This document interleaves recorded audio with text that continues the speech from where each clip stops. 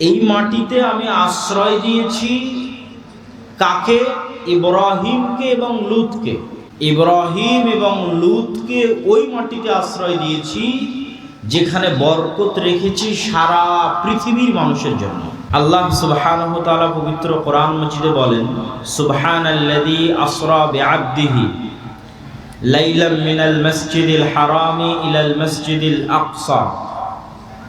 মহাপবিত্র সেই সত্তা যিনি তার বান্দাকে, তার বান্দা মানে কে? মুহাম্মদ সাল্লাল্লাহু আলাইহি ওয়াসাল্লাম। মুহাম্মদ সাল্লাল্লাহু আলাইহি ওয়াসাল্লামের জন্য সর্বোচ্চ সম্মান এটা যে তিনি আল্লাহ সুবহানাহু তাআলার বান্দেগিতে, আল্লাহ সুবহানাহু তাআলার দাসত্বে সর্বোচ্চ স্থানে পৌঁছে গেছিলেন। আমরাও আল্লাহ সুবহানাহু তাআলার বান্দা, ইবাদুল্লাহ, সবাই আল্লাহর বান্দা, কিন্তু আমরা নাম কাওয়াস্তে আল্লাহর বান্দা, কাজে কর্মে দেখা যাচ্ছে শয়তানের বান্দা। তাহলে রাসূল সাল্লাল্লাহু আলাইহি ওয়াসাল্লামের সর্বশ্রেষ্ঠ সম্মান এটি যে তিনি আল্লাহ সুবহানাহু তাআলার বান্দেগী এবং দাসত্বের সর্বশীর্ষ চূড়ায় পৌঁছে গেছেন। এই জন্য আল্লাহ তাকে নিজের বান্দা হিসেবে সম্বোধন করছেন। তো আল্লাহ সুবহানাহু তাআলা তার বান্দাকে রাতের বেলা সফর করিয়েছেন। রাতের বেলা সফরকে আরবিতে বলা হয় ইসরা, আসরা, রাতে সফর করিয়েছেন। কোথায় থেকে? মিনাল মসজিদিল হারাম, মসজিদ হারাম মক্কা থেকে, ইলাল মসজিদিল আকসা, দূরবর্তী মসজিদ পর্যন্ত। আকসা শব্দের অর্থ হচ্ছে দূরবর্তী। যেহেতু মক্কা থেকে মসজিদে আকসা দূরে, এই জন্য মক্কার মানুষ মসজিদে আকসাকে মসজিদ আকসা বলত, যে দূরের মসজিদ হিসেবে সম্বোধন করত। সেটি আল্লাহ সুবহানাহু ওয়া তাআলা কোরআনে তুলে ধরেছেন। কোন মসজিদ আকসা? এই পয়েন্টটা হচ্ছে আমাদের জন্য আজকের এই আলোচনার মূল অংশ, যে কারণে আয়াত তুলে ধরা। আল্লাযী বারাকনা হাওলাহু, যেই মসজিদে আকসার চারিদিক আমি আল্লাহ বরকত দিয়ে ঘিরে দিয়েছি। আল্লাহু আকবার। সেই বরকত সীমাবদ্ধ না সীমাহীন, তা আল্লাহ সুবহানাহু ওয়া তাআলা কোরআন মাজিদের আরেক আয়াতে বলছেন, ওয়ানাজ্জাইনাহু ওয়া লূতান। আমি এই মাটিতে, যেই মাটির কথা আমরা এখন বলছি মসজিদ আকসা এবং তার পার্শ্ববর্তী অঞ্চল, এই মাটিতে আমি আশ্রয় দিয়েছি কাকে? ইব্রাহিমকে এবং লূতকে। ওয়ানাজ্জাইনাহু ওয়া লূতান ইলাল আরদিল্লাতী, ওই মাটিতে আশ্রয় দিয়েছি বারাকনা ফিহা লিল আলামিন। ইব্রাহিম এবং লূতকে ওই মাটিতে আশ্রয় দিয়েছি যেখানে বরকত রেখেছি সারা পৃথিবীর মানুষের জন্য।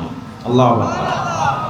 আল্লাহ সুবহানাহু ওয়া তাআলা কোরআনে বলছেন, আমি অনুবাদ করছি, বারাকনা ফিহা লিল আলামিন। যেই মাটিতে আমি আল্লাহ বরকত রেখেছি সীমাবদ্ধ নয়, শুধু ফিলিস্তিনবাসীর জন্য নয়, শুধু মসজিদে আকসা এবং তার পার্শ্ববর্তী মানুষদের জন্য, লিল আলামিন, সমগ্র পৃথিবীবাসীর জন্য বরকত রেখেছি। আর ইব্রাহিম এবং লূতকে কিভাবে আশ্রয় দিলেন? আলাইহিমা সালাতু ওয়াস সালাম। লূত আলাইহিস সালাতু ওয়াস সালামের ঘটনা তো আপনারা জানেনই, যে মসজিদে আকসা বা জেরুজালেম থেকে দূরবর্তী কোনো অঞ্চলে লূত আলাইহিস সালাতু ওয়াস সালামের শহর ছিল। বর্তমান গবেষকদের দাবি অনুযায়ী জর্ডান বা জর্ডানের ডেড সি অঞ্চল, যেই শহরকে পাপাচারের কারণে আল্লাহ সুবহানাহু ওয়া তাআলা উল্টিয়ে দিয়েছিলেন।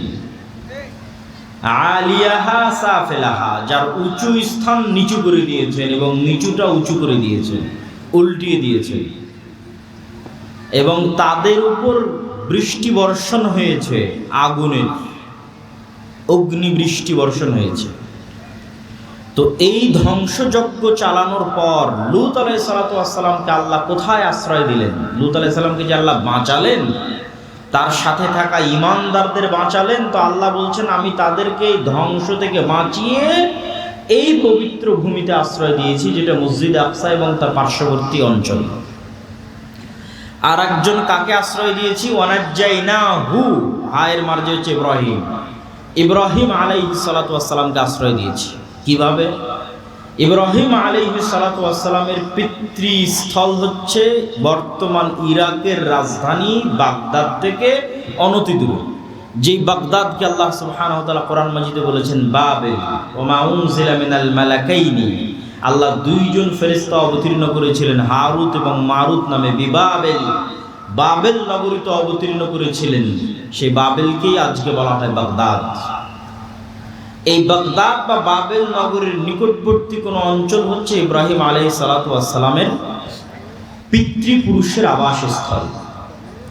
যখন ইব্রাহিম আলাইহিস সালাতু ওয়াস সালামের পিতা তাকে তার বাড়ি থেকে বের করে দিলেন, তথা বাগদাদ থেকে বের করে দিলেন, তথা ইরাক থেকে বের করে দিলেন, তখন আল্লাহ কোরআনে বলছেন আমি ইব্রাহিমকে আশ্রয় দিয়েছি এই পবিত্র মাটিতে, আল্লাহু আকবার, তথা মসজিদ আকসা এবং তার পার্শ্ববর্তী অঞ্চল, যেটাকে রাসূল সাল্লাল্লাহু আলাইহি ওয়াসাল্লাম হাদিসে বলেছেন শাম, সিরিয়া। আজকের শাম রাসূল সাল্লাল্লাহু আলাইহি ওয়াসাল্লামের শাম নয়।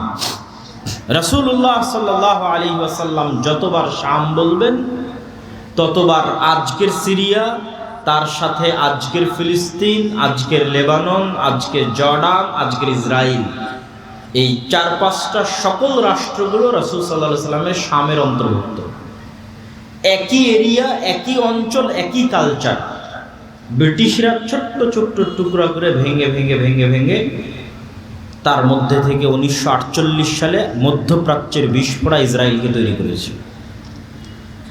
যেমনভাবে 1947 সালে এই বিশাল মুসলমানদের ভারত উপমহাদেশকে ভেঙে টুকরো করে হিন্দুত্ববাদী ভারত তৈরি করেছে, ঠিক মুসলমানদের বিশাল আরব স্বাধীন অঞ্চলকে ভেঙে টুকরো টুকরো করে ইসরায়েলকে তৈরি করেছে। 1 বছরের ব্যবধান, 1947 এবং 1948। আর আল্লাহ সুবহানাহু ওয়া তাআলা আবার পবিত্র কোরআনে বলছেন যা কাকতালীয়ভাবে মিলে গেছে। আল্লাহ সুবহানাহু ওয়া তাআলা আবার পবিত্র কোরআনে বলছেন যে মুমিনদের উপর যারা আসাদ্দুন নাস আদাওয়া, শত্রুতার দিক থেকে মুমিন এবং মুসলমানদের উপর সারা পৃথিবীর সকল জাতি গোত্র ধর্ম বর্ণকে ছাড়িয়ে যাবে 2টা গোত্র। একটা হচ্ছে আজকের যুগের জায়নিস্টরা, আর একটা হচ্ছে আজকের যুগের ব্রাহ্মণ্যবাদীরা। জায়নিস্টরা এবং ব্রাহ্মণ্যবাদীরা মুসলমানদের সাথে যা শত্রুতা করবে, পৃথিবীর আর কেউ সেই শত্রুতা করবে না, এটা আমি বলিনি, আল্লাহ বলছি। তো সেই শত্রুতা করার কাকতালীয়ভাবে সময়কালও মিলে গেছে 1947 এবং 1948। এই জন্য আমার কিছু বক্তব্যে বলা আছে যে বাংলাদেশের মধ্যে গাজা হওয়ার সকল সম্ভাবনা বিরাজমান, যদি ইল্লা মান রাহিমা রাব্বি, যদি আমার প্রতিপালক আল্লাহ সুবহানাহু ওয়া তাআলা আমাদের প্রতি দয়া না করেন। সম্মানিত উপস্থিতি, তাহলে কি বলছিলাম? আলোচনা করছিলাম এই মাটির পবিত্রতা, এই মাটির মহত্ব সম্পর্কে। এই মাটিকে যে পবিত্র মাটি হিসেবে ঘোষণা করা হয়েছে সেটিও আল্লাহ সুবহানাহু ওয়া তাআলা পবিত্র কোরআনে ঘোষণা করেছেন। আল্লাহ সুবহানাহু ওয়া তাআলা যখন বনু ইসরাইলকে আদেশ দিচ্ছেন যে তোমরা বিজয়ের জন্য, যুদ্ধের জন্য এগিয়ে যাও, প্রবেশ করো এই শহরে, তখন আল্লাহ সুবহানাহু ওয়া তাআলা পবিত্র কোরআনে এই শহরকে সম্বোধন করেছেন উদখুলুল আরদাল মুকাদ্দাসা, তোমরা এই পবিত্র নগরীতে প্রবেশ করো, যেখান থেকে আমরা বলি বাইতুল মুকাদ্দাস। আল্লাহ কোরআন মাজিদে বলেছেন আল আরদুল মুকাদ্দাসা, পবিত্র ভূমি। আল্লাহ কোরআনে বলছেন আমি মসজিদ আকসা এবং তার চারপাশে বরকত রেখেছি। মহান আল্লাহ সুবহানাহু ওয়া তাআলা কোরআন মাজিদে বলছেন এই মাটিতে সমগ্র পৃথিবীর জন্য বরকত রেখেছি। মহান আল্লাহ সুবহানাহু ওয়া তাআলা কোরআন মাজিদে বলছেন এই মাটিতে আমি আশ্রয় দিয়েছি ইব্রাহিমকে, এই মাটিতে আমি আশ্রয় দিয়েছি লূতকে আলাইহিমাস সালাতু ওয়াস সালাম। সম্মানিত উপস্থিতি, তাহলে ইব্রাহিম আলাইহিস সালাতু ওয়াস সালামের দারুল হিজরা, দারুল হিজরা মানে যেখান থেকে আমি যেখানে হিজরত করেছি। মুহাম্মদ সাল্লাল্লাহু আলাইহি ওয়াসাল্লাম মক্কা থেকে মদিনায় হিজরত করেছেন, এই জন্য মদিনা শেষ নবী মুহাম্মদ সাল্লাল্লাহু আলাইহি ওয়াসাল্লামের দারুল হিজরা। এই জন্য মদিনার প্রতি মুহাম্মদ সাল্লাল্লাহু আলাইহি ওয়াসাল্লামের ভালোবাসা ছিল সীমাহীন। এই জন্য ইসলাম কিয়ামত পর্যন্ত টিকে থাকবে, কোথাও যদি না থাকে মদিনায় থাকবে।